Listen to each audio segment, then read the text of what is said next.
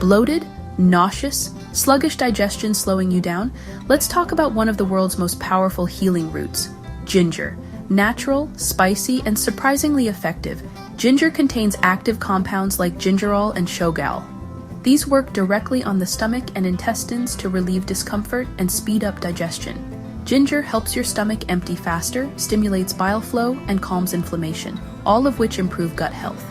Here's how ginger supports digestion. It reduces bloating and gas. It soothes nausea and motion sickness. It speeds up gastric emptying. It eases indigestion and heartburn, and it supports healthy gut bacteria.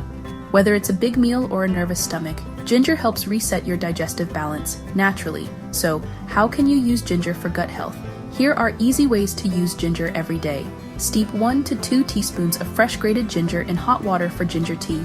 Add it to smoothies or fresh juices. Mix ground ginger into soups, stir fry, or oatmeal, or chew a small slice before meals to wake up your gut. Want a simple remedy? Try ginger tea with lemon and honey. It's gentle, warming, and great for both morning and bedtime digestion. A little goes a long way. If you're new to ginger, start small to avoid irritation, especially if you have acid reflux.